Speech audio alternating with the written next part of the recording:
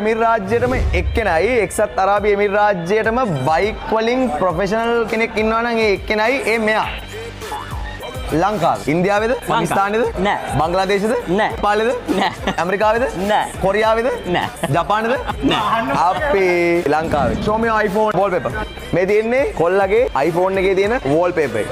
මේක පැදලා තමයි රෙකෝඩ් තියලා තියෙන්නේ. මේක පැදලා තමයි රෙකෝඩ් කඩලා තියෙන්නේ. දැන් මේක තියෙනවා මෙතන.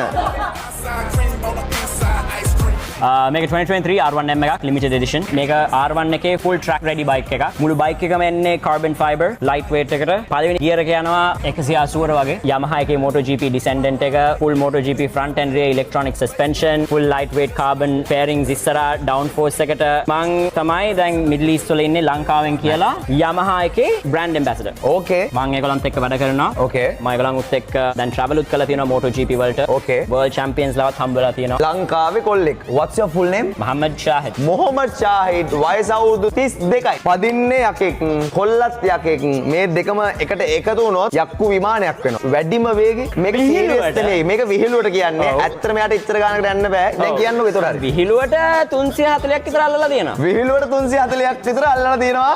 මෙන්න මේකේ. ලංකාවෙන් ගන්නවා නම් කෝටි 1.20ක් 1.30ක් 1.40ක් විතර වෙනවනේ. දිරාම් වලින් කිව්වොත් 1,35,000ක් ස්ටොක් ඊට පස්සේ වෙන වෙන දේවල් උත් දාන්න ඕනේ ඉතින්. මේක ස්ටාර්ට් කරන්න ඔයා නැගලා. මෙන්න මෙහෙමයි කොල්ල පදින්නේ වාහනේ. Look at that guys. Look at that. Look at that. Look at that. Whoa!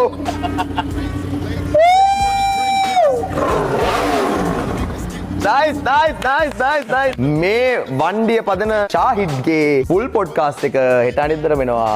SL Dubai Riders in UAE. ජය වේවා!